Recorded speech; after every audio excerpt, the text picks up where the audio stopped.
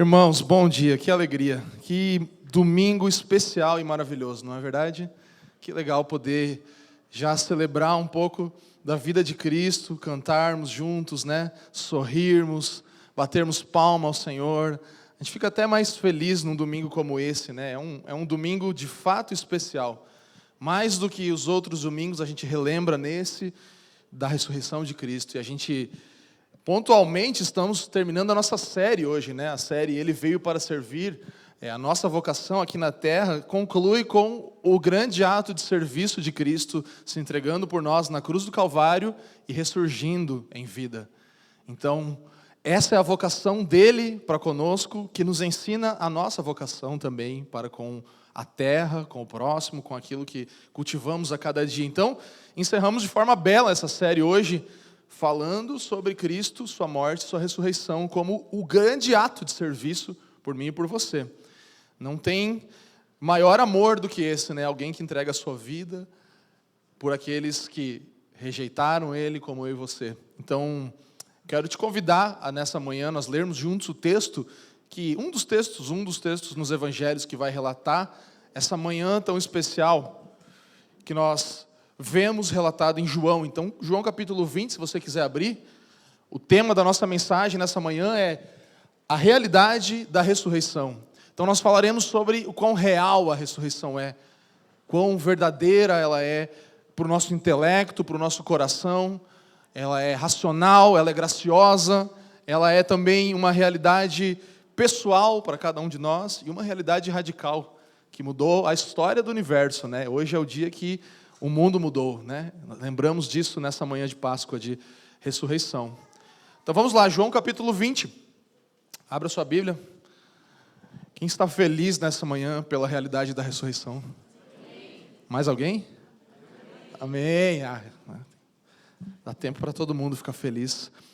Vamos lá, João capítulo 20, do versículo 1 até o 18, leremos o relato da ressurreição de Jesus. Todo mundo encontrou? Amém? Quem não tem Bíblia, senta do lado do crente aí. Quem não tem crente do lado, olha para a projeção, então. Vamos lá. João capítulo 20. No primeiro dia da semana, Maria Madalena foi ao sepulcro de madrugada, sendo ainda escuro, e viu que a pedra estava revolvida. Então, correu e foi ter com Simão Pedro e com o outro discípulo, a quem Jesus amava, e disse-lhes: tiraram do sepulcro o Senhor, e não sabemos onde o puseram. Saiu, pois, Pedro e o outro discípulo e foram ao sepulcro. Ambos corriam juntos, mas o outro discípulo correu mais depressa do que Pedro e chegou primeiro ao sepulcro. E abaixando-se, viu os lençóis de linho. Todavia não entrou. Então, Simão Pedro, seguindo-o, chegou e entrou no sepulcro.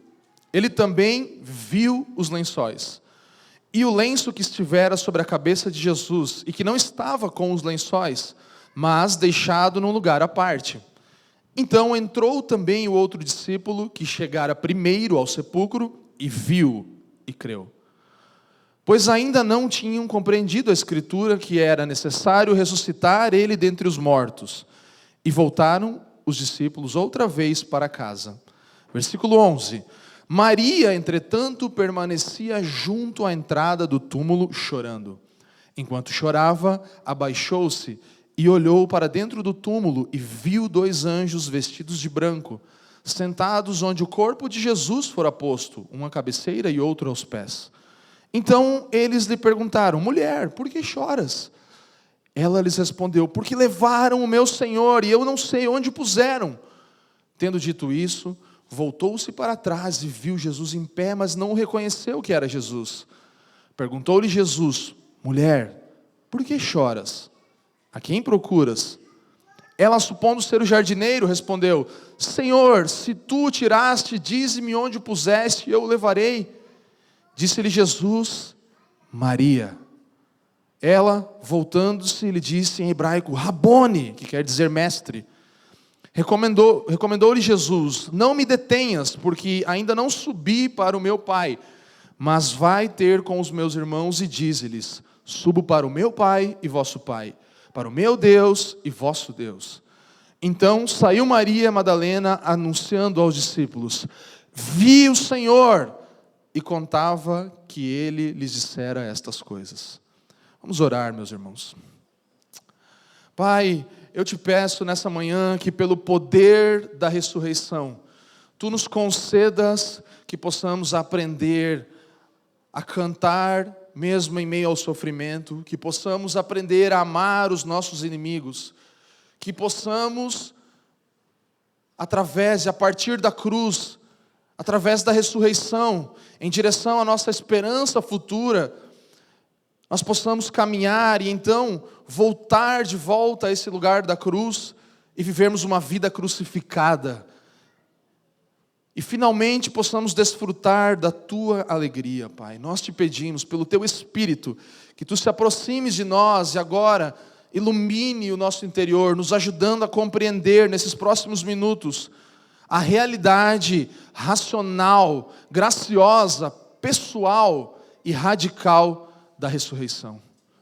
Oramos em nome de Jesus, o Teu Filho amado. Amém. Amém, irmãos.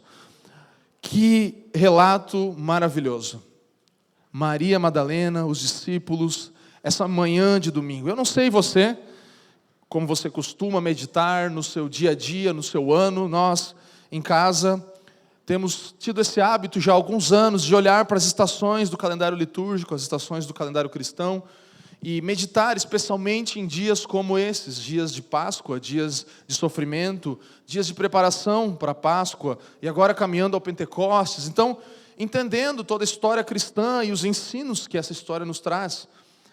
E se nós olharmos agora para esses dias que estamos vivendo no calendário cristão, antes da Páscoa, o sofrimento de Jesus e a sua ressurreição, eu acredito que talvez uma palavra que resumiria esses dias até a cruz e a própria cruz seria sofrimento.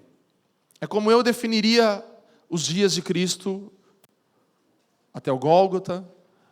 O sofrimento dele é marcante, é algo único, é algo que não é qualquer sofrimento de fato, é um sofrimento extremo, né?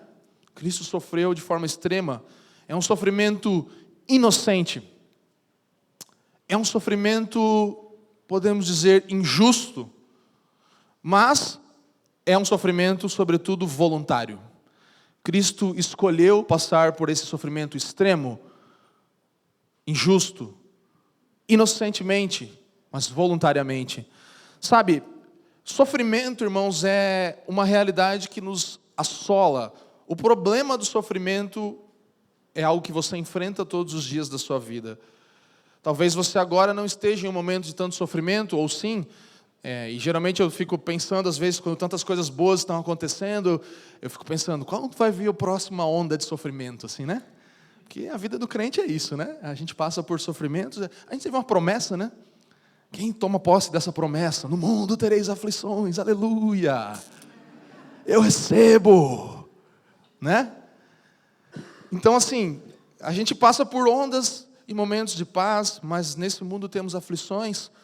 E quando você recebe notícias como o seu irmão de 4 anos de idade faleceu, uma notícia que nós já ouvimos na nossa família, seu pai tem um câncer no intestino, você tem um diagnóstico de infertilidade, você está passando por tal e tal problema, você recebe uma notícia, alguém entrou na escola do seu filho e ele acabou sendo assassinado, e mais alguns coleguinhas dele também. Sabe, coisas assim que só de ouvir dói tanto no nosso coração e nos rasgam, né? Sofrimento é um problema que a gente está enfrentando nessa vida sempre. E você poderia ter outras coisas para colocar nessa lista. Coisas diferentes. Não posso dizer piores ou menos piores, porque não tem como a gente comparar um sofrimento com o outro. Mas são situações, como lemos agora há pouco, que são causadas por causa de nós mesmos. Somos responsáveis por muitas dessas coisas, por causa do pecado, nossos primeiros pais, Adão e Eva. E nós mesmos acabamos nos tornando também vítimas por causa da nossa culpa e pecado, por causa da nossa queda. E situações como essas que eu citei, as que você tem na sua mente agora, te fazem e me fazem perguntar: Senhor, por que eu? Por que eu tenho que passar por isso? Mais uma coisa, por que eu, Senhor? E com tanto de meditação na cruz, na ressurreição, na vida de Cristo, nós deveríamos fazer uma pergunta diferente. Deveríamos perguntar, Senhor, por que não eu? Né? Por que eu não vou passar por isso? O que eu tenho de especial ou melhor que eu não vá enfrentar sofrimentos se você sofreu tão pesadamente, injustamente, extremamente, inocentemente, voluntariamente por mim? Um pouco de meditação na cruz vai fazer a gente ter uma visão diferente do sofrimento. Então, se nós meditamos na cruz, se nós olhamos para essa escolha de Cristo, irmãos, havia muitos spoilers, né? Cristo, ele sempre estava falando sobre isso. Eu vou morrer, eu vim para isso. E os discípulos ouviam isso vez após vez, mas era como se os ouvidos deles não tivessem abertos, né? E ele falava, eu vou me entregar, eu vou morrer por vocês, mas eu também vou ressuscitar. E aí você vê todo esse relato, você fala, aonde que eles perderam isso, que eles não entenderam? Mas parece que isso não cabia no entendimento daqueles homens e daquelas mulheres. Aqueles que esperavam um rei, que saudaram ele com hosanas, como cantamos e proclamamos aqui hoje e semana passada, não cabia no entendimento deles que esse mestre iria se entregar, sofrer, morrer. Eles não estavam prontos para essa conversa sobre sofrimento, né? Eles queriam, na verdade, fugir do sofrimento, né? Quem nunca? Eles queriam triunfo, eles queriam vitória, eles queriam vingança. Agora a gente vai acabar com esses romanos que nos oprimiram tanto. E Jesus os decepciona. Jesus coloca eles para baixo. Não deu certo. Ele morreu também. Sabe, eu fiquei pensando, se eu e você estivéssemos na cena da cruz, como eu e você reagiríamos? Provavelmente a gente passaria mal, talvez vendo tudo aquilo até vomitaria, sabe? Começaria a bater no chão e arrancar o cabelo e gritar, não, meu Deus! Especialmente nós, em nossas sensibilidades modernas, né? Nós somos tão sensíveis, a gente parece que é feito de açúcar, de papel, sei lá, qualquer coisa que nos sopra um vento contrário, a gente já, meu Deus, eu vou morrer, não quero mais viver.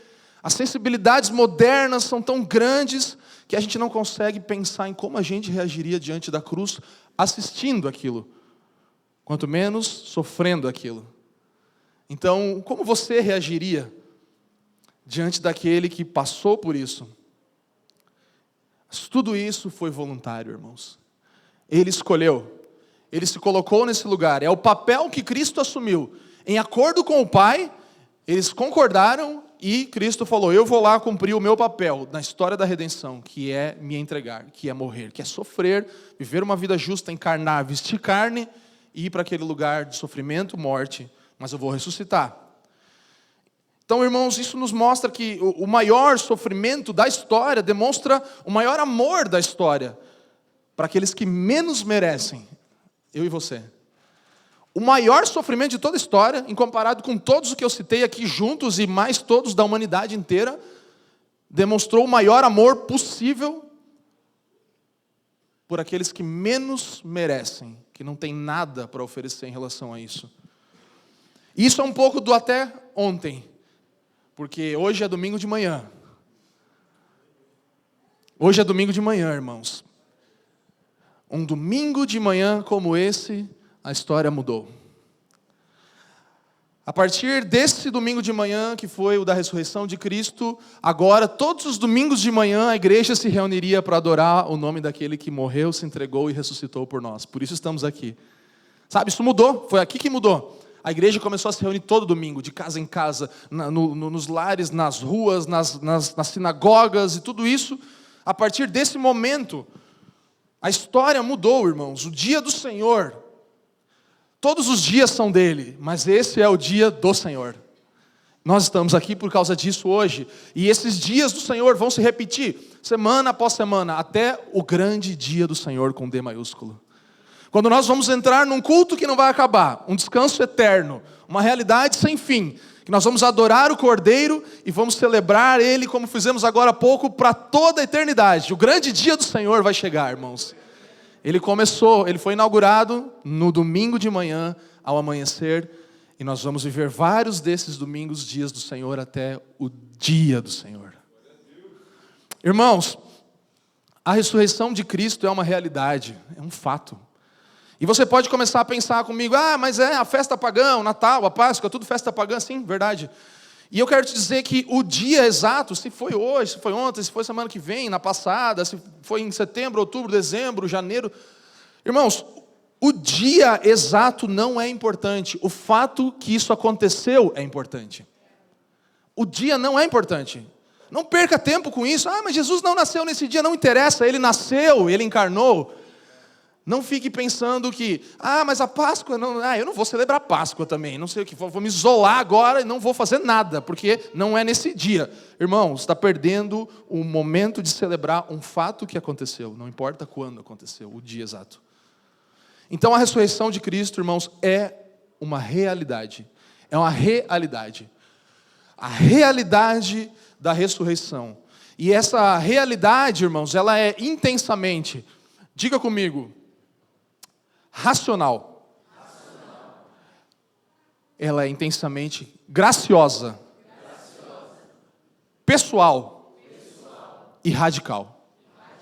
São as 4 coisas que nós veremos sobre a realidade da ressurreição. Ela é racional. Vai falar o nosso intelecto também.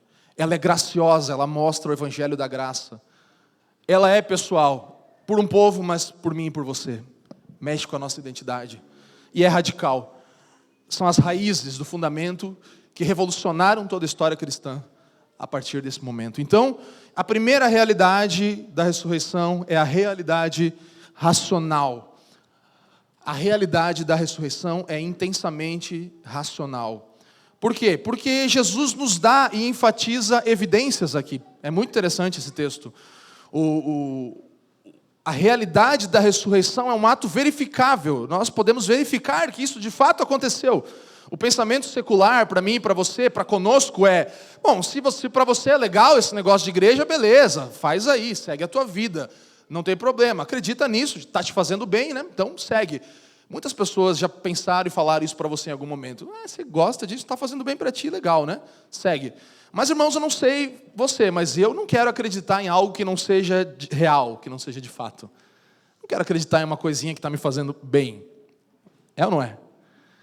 Eu acredito em algo que é fato. Eu quero saber que eu estou acreditando em algo real.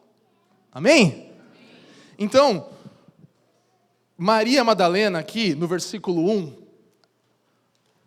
ela viu. Eu coloquei 3 das vários views que tem nesse texto para você entender algo. Como a realidade da ressurreição é racional. Maria Madalena viu, a palavra é blepo no grego, que a pedra estava revolvida. E esse aqui é um ver natural, ela viu. Ela realmente olhou e viu, enxergou.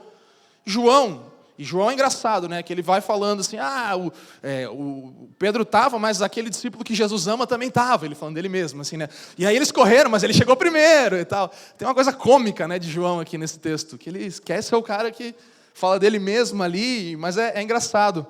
E Pedro, depois, no versículo 6, então João se abaixa e vê os lençóis, nesse mesmo ver, mesma palavra do grego. E depois Pedro, no versículo 6, entrou no sepulcro e viu, teorel, ele viu, diferente agora, os lençóis. Essa palavra teorel fala de analisar, de ver as evidências, de fato racionalizar, pensar, avaliar bem profundamente. Pedro olha, Pedro pensa, Pedro teoricamente, racionalmente olha para aquilo, teorel, ele acredita e ele olha, ele avalia. Talvez Pedro faça questões para averiguar as evidências. Ele estava pensando, raciocinando, pensando coisas possíveis, como muitos teólogos vão dizer, né? Se ladrões roubaram o corpo de Jesus, por que eles iam deixar o linho fino que vale tanto? Por que eles iam deixar esse tecido que estava ali com especiarias que iam tirar o mau cheiro do corpo? Os ladrões não iam querer fazer isso. E se os discípulos roubaram, então por que eles iam deixar as roupas, iam levar Jesus nu? Qual o sentido? Então, os inimigos, se tivessem roubado, por que eles iam ter tempo de tirar a roupa lá e levar Jesus? Eles queriam o mais rápido possível levar. Então, ele vai raciocinando coisas como essas. E ele vai chegando em entendimentos e conclusões racionais em relação à morte, à vida e à ressurreição de Cristo. Muitos pensam, de fato, que nós, cristãos, decidimos acreditar numa loucura e pronto, né? Ah, tá. Eles acreditam que um homem ressuscitou. Infelizmente, esse é o pensamento secular em relação ao cristianismo. Mas eu quero te dizer, irmãos, que se a minha, a sua fé cristã não estiver preenchida de pensar, de racionalizar também, nós não vamos sobreviver aos altos e baixos nesse mundo que nós vamos passar. Nós precisamos pensar, racionalizar, fazer perguntas. E a pedra, irmãos, é algo interessante aqui. Mateus vai falar também no capítulo 16, no Marcos, no capítulo 16, vai falar sobre a pedra que havia sido revolvida. Mateus vai falar mais especificamente que um anjo havia removido aquela pedra. O fato é que a pedra do sepulcro estava removida, certo? Então, você acha que Jesus, que logo depois atravessou paredes, entrou num ambiente fechado, que foi aparecer lá no caminho de Emaús, Jesus que agora com o corpo glorificado fazia umas coisas muito incríveis, você acha que Jesus precisaria que alguém tirasse a pedra para ele sair do túmulo? Você acha? Eu não consigo pensar muito nisso, a Bíblia não vai falar, é verdade, como isso aconteceu ou não. Mas é fato que ele atravessava paredes, é fato que ele aparecia em lugares diferentes, é fato que o corpo glorificado dele superou tudo que a Marvel já criou, né? Não é verdade?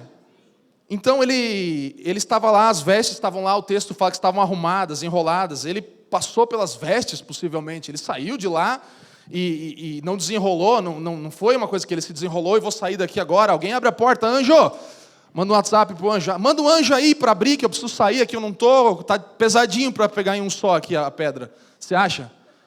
Eu não consigo pensar isso. Então, o que me faz pensar sobre essa pedra dentro da ideia das evidências todas que Cristo deixa ali, por que a pedra foi removida?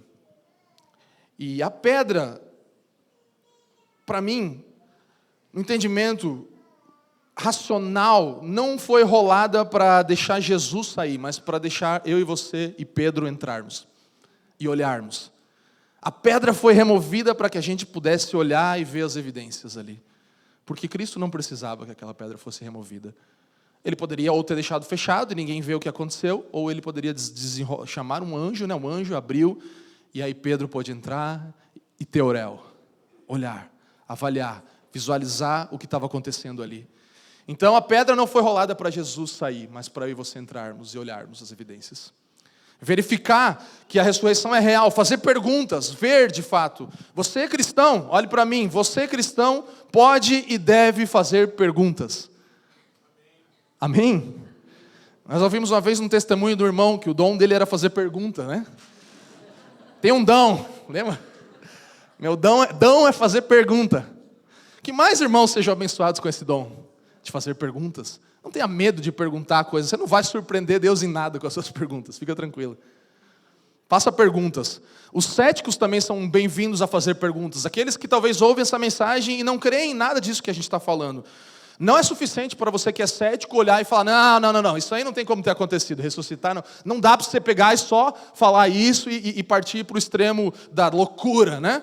Não, é necessário responder algumas perguntas históricas, olhar para isso e responder coisas. Keller, no livro dele, A Fé na Era do Ceticismo, um livro muito bom, inclusive, ele traz algumas das perguntas que todo cético deveria fazer antes de concluir, não tem como. Por exemplo, por que o cristianismo surgiu tão repentinamente com tanto poder? Alguém me explica isso? Porque nenhum outro grupo de seguidores messiânicos da época jamais concluiu que o seu líder ressuscitou dos mortos. Por que esse grupo fez isso? Concluiu que o Messias ressuscitou dos mortos.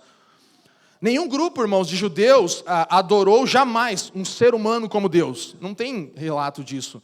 O que levou agora esse grupo a agir assim? Judeus reconhecendo divindade em um homem. Os judeus não acreditavam em homens divinos, nem na ressurreição de indivíduos. E como explicar outra coisa, então? As centenas de testemunhas oculares da ressurreição, que continuavam vivas, Paulo diz, durante décadas, e publicamente confessavam a fé deles, e às vezes, inclusive, davam a sua vida por aquilo que criam. Então tem que responder umas perguntinhas antes de só jogar para não pode ter acontecido. Esse é o tipo de coisa que Cristo quer nos levar a pensar racionalmente sobre isso. Jesus, irmãos, não apareceu para os incrédulos, ele apareceu para os crentes, é verdade. Até porque as evidências não iam convencer eles da ressurreição. Se os milagres não fizeram isso e toda a vida de Cristo não fez, a ideia de Cristo não é convencer ninguém, não é provar para ninguém uma coisa. É necessário fé. Mas é verdade que é necessário fé para ser salvo, e não é necessário negar a razão para ser salvo. Ninguém é requerido de ninguém que negue a razão, ou os pensamentos, ou as perguntas que são feitas. Então, me parece que Cristo está nos chamando a racionalizar e pensar de fato no que aconteceu. Você não é convidado a esquecer o seu cérebro em casa quando vem para a igreja. Amém? E nem quando você vai ler a Bíblia, e nem quando você vai orar, e nem quando você vai ter comunhão de casa em casa. Infelizmente, muitos cristãos parecem que fazem isso, né? Eles falam, cérebro, hoje eu não vou te usar. Eu vou seguir o que um louco falou e vou tomar isso como verdade.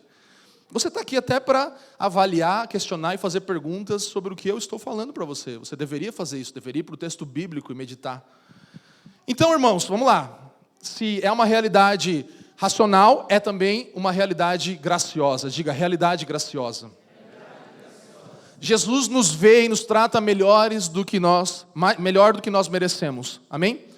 Mais amados do que merecemos, ainda que sejamos piores do que pensamos. Mais uma evidência aqui, para você jogar lá no racional, na coluna de cima ainda, naquela misoginia da época em que as mulheres eram desprezadas e o testemunho delas não valia de fato nada, porque para comprovar algo assim tinha que ter a testemunho de 2 homens, a lei dizia. Então, naquele momento, nós vemos ali um mundo que desvalorizava as mulheres. Por que colocaria-se então o testemunho de uma mulher para tentar construir uma narrativa, né? Falaciosa? A não ser que isso realmente fosse fato. Então a mulher ela não tinha um papel importante naqueles dias. Historicamente você pode comprovar e ver, mas é uma mulher que tem o primeiro contato com o Cristo ressurreto e que se torna a primeira missionária da mensagem do Evangelho. Que maravilhoso isso. Alguém desprezado. E não era nem só qualquer mulher, era Maria Madalena, né? Então olha só, versículo 11 diz, Maria, entretanto, permanecia junto à entrada do túmulo chorando. Enquanto chorava, abaixou-se e olhou para dentro do túmulo. Versículo 13. Então, eles lhe perguntaram, mulher, por que choras? Ela lhes respondeu, porque levaram meu Senhor e eu não sei onde puseram. Versículo 15. Perguntou-lhes Jesus, mulher, por que choras? A quem procuras? Ela, supondo ser ele o jardineiro, respondeu, Senhor, se tu o tiraste, dize-me onde o puseste, e eu o levarei. Por mais que Maria Madalena, de fato, amasse, e esses versículos mostram um amor, uma devoção muito grande, ela chorava, ela procurava o seu mestre, o seu Messias, mas ela tinha uma visão pequena de quem Jesus era. Ela tinha uma visão reduzida. Procurava por um Jesus morto. Maria Madalena procurava por um Jesus morto. Jesus ainda tinha que se revelar a ela, de fato, como Cristo ressurreto. Então, aí nós temos o início da atuação da graça. Jesus queria que Maria reconhecesse que, embora ela fosse extremamente devota, que ela fosse reconhecida por seu testemunho, e essa devoção grande dela era realmente algo lindo, mas a estima que ela tinha de Cristo ainda era pequena demais, porque ela ainda estava procurando Jesus morto. O versículo 16 continua dizendo, Jesus agora vem, para Maria então, depois dela não ter reconhecido, não visto nada, e ela chama, Maria. E aí ela se volta e fala, mestre, é você. Ela olha para ele. A graça de Deus aqui é manifesta. O jeito que o Cristo ressurreto se encontra com Maria representa toda a mensagem da Bíblia, irmãos. Isso aqui é a mensagem do Evangelho. Uma mulher que estava procurando por um Cristo morto e é encontrada pelo Cristo vivo. Essa é a realidade graciosa da ressurreição. Por mais que Maria amasse a Jesus, por mais que ela fosse uma pessoa admirável nas Escrituras, Maria Madalena, ela nunca encontraria Jesus se ele não viesse até ela.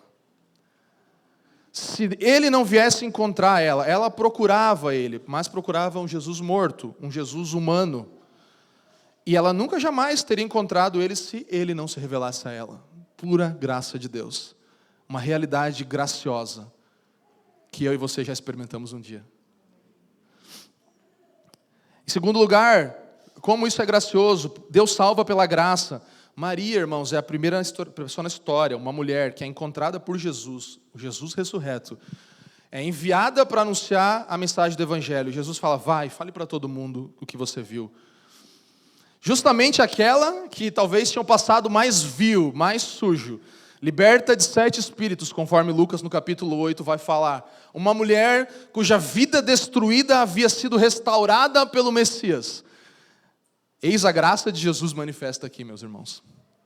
Essa mulher foi chamada pelo Jesus ressurreto, Maria. E ela foi enviada, mais uma vez a graça se manifestando.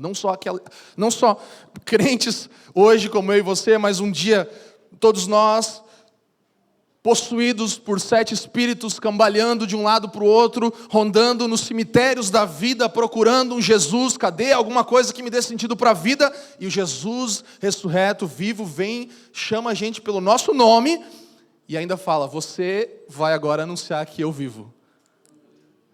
Se isso não é uma realidade graciosa, irmãos, eu não sei o que é. É racional, é para você pensar, é para você olhar assim, mas é graça pura. É pura graça de Deus. Em outras religiões, a proposta sempre para que você seja salvo, e você pode pensar em qualquer uma, você deve seguir os passos do fundador daquela religião, um mestre que dá passo a passo para como que vai ser salvo, né? A coisa mais importante que aquele mestre ensinou foi como você deve se comportar para alcançar a salvação, para ser salvo de fato. Portanto, o ensino é a chave das demais religiões.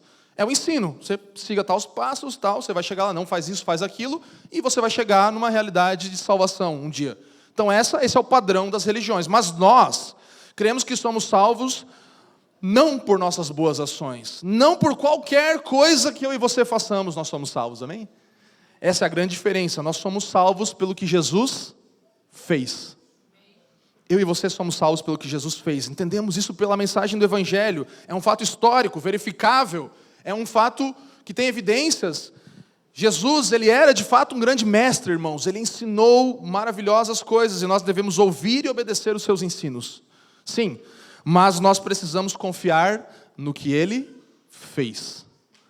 O que Cristo fez é que vai determinar a nossa salvação. Portanto, se a cruz não aconteceu, se a ressurreição não é um fato, então nós estamos totalmente perdidos, porque a nossa salvação é pelo que ele fez, não pelo que ele ensinou. Por mais maravilhoso que seja, e nós devemos seguir. E tudo isso começa com um anjo rolando uma pedra e convidando eu e você a verificar, a ter certeza, isso aconteceu. E mesmo depois de todo o tempo em que nós passamos procurando um Jesus morto, nós somos encontrados por ele, o Cristo ressurreto, nos olhando nos olhos e falando o nosso nome. Maria, Maria, sou eu, Maria. Essa realidade, irmãos, em terceiro lugar, é uma realidade pessoal também. Jesus se revela a nós e nos mostra quem nós somos. Nós somos reconhecidos por ele. Maria fracassou em reconhecer Jesus, é verdade.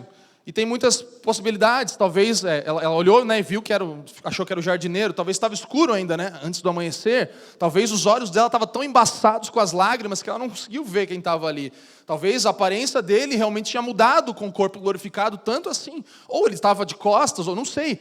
Mas talvez também Jesus, sobrenaturalmente, impediu Maria Madalena de reconhecer ele. São coisas que nós não sabemos, mas o fato é que ela não reconheceu Jesus. E aí Jesus, voltando para o versículo 16, diz assim, ele não fala muita coisa, ele fala Maria. Pessoal, uma realidade pessoal. No momento em que ele pronuncia o nome Maria, ela imediatamente reconhece ele. Rabone, mestre, é você. É uma realidade pessoal. João 10, capítulo 10, versículo 27 diz, as minhas ovelhas reconhecem a minha. Ele estava chamando uma de suas ovelhas. As minhas ovelhas reconhecem a minha voz. Jesus continua dizendo, eu as conheço e elas me seguem. Eu as conheço e elas me seguem. Elas vão atrás de mim porque eu as chamei, eu as conheci. Jesus se revela para Maria maravilhosamente em uma realidade extremamente pessoal, meus irmãos. É esse Cristo que um dia encontrou eu e você. E aí a nossa identidade é mudada. Na narrativa cultural, novamente, secular, nós temos conselhos como, olhe para dentro de você, né? Tente encontrar aí uma boa versão ou algo que você quer ser, decida quem você é, e aí não importa o que os outros vão falar, você agora é definido por aquilo que você encontrou aí olhando para dentro de você. Isso não só é um absurdo no sentido para os cristãos que entendem serem definidos pelo Evangelho, mas até para qualquer pessoa, porque nós somos seres sociais, é impossível que cada um de nós se defina. O que nos define é o viver em sociedade. Qualquer sociólogo inteligente, qualquer filósofo, pensador, qualquer pessoa que nem conheça Cristo vai definir isso muito claramente, o entendimento de que nós somos formados na nossa identidade pela sociedade, pelo meio, pelo outro também. Então, esse papo de olha para dentro, decide quem você é, e agora não importa o que vão pensar de mim, eu sou isso. Não existe, irmãos. Uma identidade segura não tem como ser firmada em você mesmo olhando para você. Não, o espelho não define identidade. Uma identidade segura, e mesmo não de uma perspectiva cristã, novamente, mas ela é firmada em alguém que você ama te amar. Não é a melhor coisa que tem? Alguém que você ama te ama.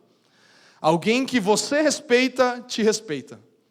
Alguém que você admira te afirma. E isso fortalece a nossa identidade. Você está entendendo? Eu não estou falando de cristianismo, estou falando de sociedade, vida em comum. Marido e esposa.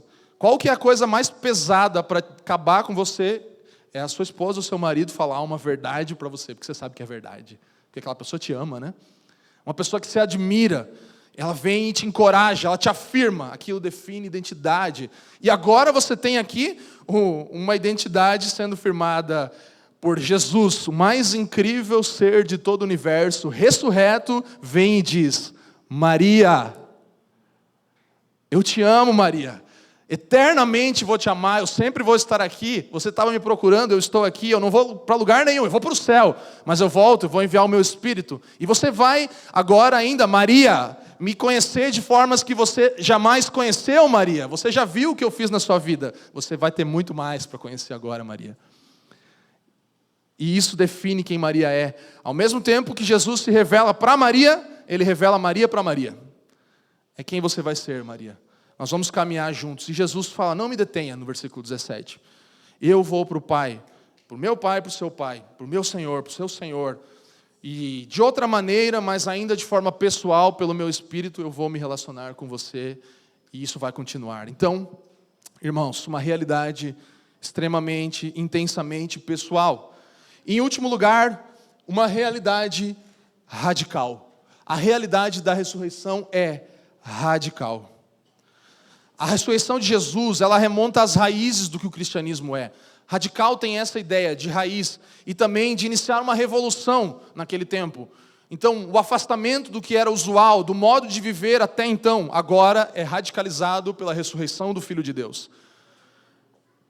Versículo 18, o último versículo da nossa exposição, diz assim: então, saiu Maria Madalena anunciando aos discípulos. O que ela falava? Vi o Senhor. Eu vi o Senhor. Mais um vi aqui. Tem tantos vis, né? E essa aqui é outra palavra no grego que nem vai dar tempo de falar. Às vezes eu penso que a gente deveria falar grego e não português, né? Porque tem 5 vis diferentes aqui nesse texto. Mas é muito interessante a gente perceber ela confessando isso e agora tomando uma postura. Esse vi aqui é a palavra oral, que significa fui visto, fui reconhecido por alguém, fui conhecido pela experiência que eu tive com alguém. Não é um vi passivo, é um vi de alguém que se relacionou comigo e me definiu e falou quem eu sou. Eu me vi nesse vi, eu vi o Senhor e agora eu vou anunciar o que eu vi. Eu vou anunciar essa realidade para todos aqueles ao meu redor. Então, agora ela anunciava a mensagem da ressurreição, da graça, a mensagem da nova identidade em Cristo. Por isso, uma realidade radical. E mais uma evidência para você, lá para o nosso primeiro ponto das coisas que nós devemos racionalizar, é a continuidade, a nova perspectiva que a ressurreição de Cristo traz. Tem descontinuidade e tem continuidade, tem nova perspectiva. Irmãos, a vida daquelas pessoas foi mudada radicalmente. Você tem noção disso? É só você olhar para a Bíblia e ler um pouco, que o Pedro, que era Pedro até ali, não é o mesmo Pedro a partir dali. O João que estava ali não é o mesmo João. A Maria Madalena não. Aqueles caras foram transformados. A igreja de Cristo nasceu naquele domingo de manhã, irmãos. Com poder. Da noite para o dia, a visão de mundo daqueles homens e mulheres é alterada. Eles são mudados completamente. Os judeus, que jamais aceitariam isso, agora começam a adorar Jesus como Deus, reconhecendo Ele como Senhor. O nascimento da igreja. Tem um autor, japonês. Fica tranquilo que eu não leio japonês não, tá? Mas o Shusaku Endo, tem um livro dele em português, e nesse livro ele fala assim, se você, preste atenção, não acredita na ressurreição, será forçado a acreditar que algo atingiu os discípulos que era tão incrível quanto isso. Talvez diferente, mas de igual força em sua intensidade eletrizante. Pois, se tentarmos explicar a mudança de vida dos primeiros cristãos, você se verá dando saltos de fé tão grandes como se tivesse acreditado na ressurreição desde o início. Então, tá bom, você não quer acreditar na ressurreição do Filho de Deus, então você tem que acreditar em uma coisa meio parecida com isso. Fica mais difícil ainda, né? Tem que criar uma coisa. Porque o impacto que os primeiros cristãos sofreram, a virada radical que eles tiveram, não tem explicação humana. Aquele amanhecer, aquele domingo de manhã foi o amanhecer de uma nova cosmovisão, de um novo olhar para o mundo, de um novo olhar para si mesmo. Tudo mudou num domingo de manhã, irmãos. Tudo mudou completamente em um domingo de manhã como esse, como hoje. Nós temos a realidade radical da ressurreição aqui. A ressurreição de Cristo não nos oferece só uma ideia, uma expectativa vaga, imaterial, né, da vida após a morte, mas um novo corpo. Cristo tem e nos promete. Um novo mundo é inaugurado. Nós vivemos em um novo mundo de Deus. E uma nova perspectiva para esse mundo que ainda vivemos também. Então, novas coisas são inauguradas na Páscoa. Nós temos uma inauguração maravilhosa de um novo corpo, de um novo mundo, de uma nova perspectiva. A ressurreição de Jesus, irmãos, garante a nossa ressurreição. Amém? A ressurreição de Jesus garante a minha e a sua ressurreição. É como se você recebesse uma carta de alguém, um advogado mandou e fala assim, ó, tem um parente seu que mora lá na Tchecoslováquia, morreu e ele deixou milhões e milhões de reais para você. Aí você vai falar, para mim? Você já vai achar que é alguma coisa para você cair ali, para você mandar um depósito, né, para ver se recebe de volta os milhões. Mas no mínimo você vai ter que averiguar aquilo, porque se for uma coisa que veio de alguém, estou falando da coisa que veio no teu e-mail, tal, no WhatsApp, você vai dar uma olhada naquilo, você vai falar, cara, deixa eu dar uma olhada nisso aqui. E é isso que acontece. Nós precisamos olhar para isso, ver as evidências, entender e compreender que a nossa ressurreição é garantida e também já hoje nós podemos ter um pouco da nova vida futura no momento em que vivemos, no dia presente. N.T. Wright, ele diz que a mensagem da ressurreição é: esse mundo importa. Eu não estou falando de uma realidade imaterial. Espiritualmente Cristo ressuscitou. Não, irmãos, Ele de fato ressuscitou. Ele tem um corpo, carne e osso, glorificado. Ele atravessa paredes e fala, toca aqui, Tomé. High five. Ele faz isso. Não é uma coisa de um mundo, de um outro planeta, de uma outra realidade mandaloriana. Não, irmãos, não é isso. Não é. Não é. É fato. E Wright, ele vai falar, se nós eliminarmos a Páscoa, provavelmente, ele diz, Karl Marx estava certo, então, em acusar o cristianismo de ignorar os problemas do mundo. Provavelmente, se nós eliminarmos a Páscoa, Freud também vai estar certo, dizendo que o cristianismo é a satisfação de um desejo somente. Ou mesmo, se eliminarmos a Páscoa e a ressurreição, Nietzsche também pode talvez estar certo, dizendo que o cristianismo é para os fracos. Mas não é isso. As evidências nos mostram, a graça manifesta do Senhor nos mostra, a pessoalidade da ressurreição nos mostra. E mais uma evidência, 1 Coríntios 15, como lemos aqui no início, Paulo fala sobre as testemunhas oculares. Aquela carta era uma carta pública, ela era lida em voz alta, as pessoas tinham acesso. 15 a 20 anos depois da ressurreição de Cristo, essa carta foi escrita, e era um documento público para ser acessado, mais uma evidência da ressurreição de Cristo. E Paulo diz, no capítulo 15 de 1 Coríntios, a partir do 3, ele diz, antes de tudo vos entreguei o que também recebi, que Cristo morreu pelos nossos pecados, segundo as Escrituras, e que foi sepultado, e ressuscitou ao terceiro dia, segundo as Escrituras. E apareceu a Cefas, e depois aos 12. Depois foi visto por mais de 500 irmãos de uma só vez, dos quais a maioria vive até agora, porém alguns já dormem. E depois disso ainda foi visto por Tiago, mais tarde por todos os apóstolos, e afinal, depois de todos, foi visto também por mim. Testemunhas vivas. Paulo está falando, se quiser, eu tenho o endereço, tenho o telefone dessa galera, pode passar aqui em casa, você vai lá e checa com eles se não é fato que eles viram Cristo ressurreto. Centenas e centenas de irmãos. E Paulo continua, e aqui nós vemos mais uma manifestação radical da ressurreição. Por quê? Então, se os mortos não ressuscitam, também Cristo não ressuscitou. E se Cristo não ressuscitou, é vã a vossa fé. E ainda permaneceis dos vossos pecados. E ainda mais, os que dormiram em Cristo, então, pereceram. Se a nossa esperança em Cristo se limita apenas a essa vida, somos os mais infelizes de todos os homens. Essa perspectiva radical da ressurreição, nós precisamos olhar para essa vida, para além dessa vida.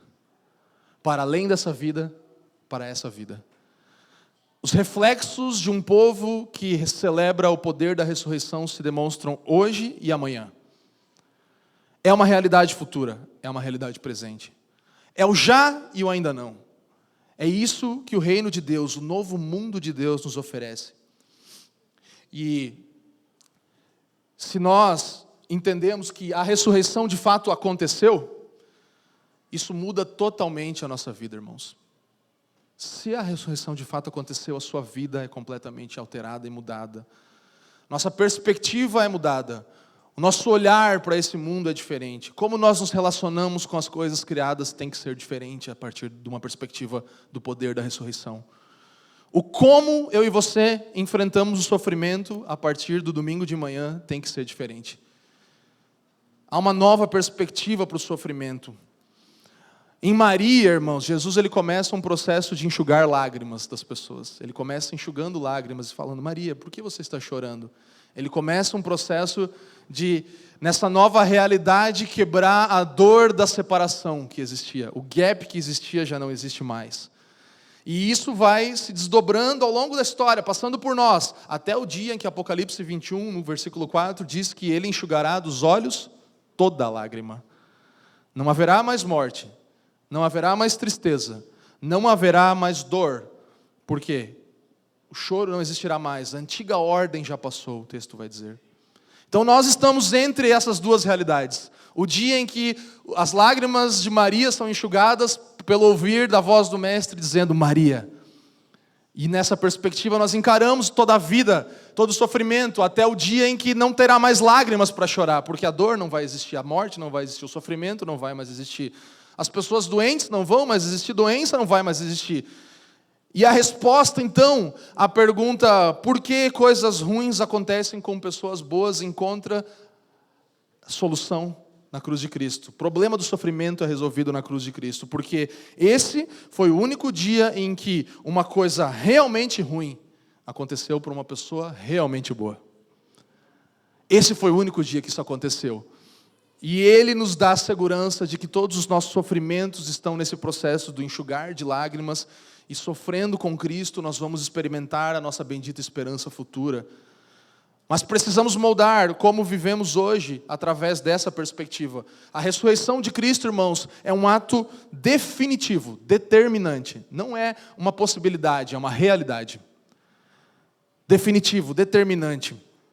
A sua perda, a dor, o luto, a doença que eu e você enfrentamos já foram vencidas. E já hoje, mas ainda muito mais em breve, nós colheremos plenamente os frutos dessa vitória de Cristo na cruz. Amém? Para aqueles que assistem The Chosen, né? Episódio 2 da temporada 3, é tipo aquilo. Você será curado. É só uma questão de tempo. Nós estamos entre... Ontem era o sábado do silêncio. Estávamos entre a morte de Cristo e sua ressurreição. Hoje nós estamos em um outro entre a ressurreição do Filho de Deus e a nossa. Nós estamos num outro entre. O entre da dor e do silêncio já passou. Esse é o entre da nova perspectiva, de enxergar o mundo de outro jeito. É o entre da nova humanidade que nós somos. E do novo mundo de Deus sendo inaugurado entre nós, irmãos. A ressurreição de Jesus é diferente de todas as outras ressurreições na Bíblia, porque ele não só voltou à vida, mas o corpo dele foi transformado, irmãos. E não só isso, ele, ao contrário de todos os outros que foram trazidos à vida na Bíblia, ele nunca mais morreu de novo. Ele nunca mais morreu. A Páscoa inaugura um novo tipo de homem e mulher. Um novo tipo de humanidade é inaugurada nesse domingo de manhã. Nesse alvorecer, nesse entre que nós estamos vivendo, a Páscoa inaugura um novo tipo de humanidade, uma nova realidade, uma realidade real, um fato, que é racional, gracioso, pessoal e radical. Amém?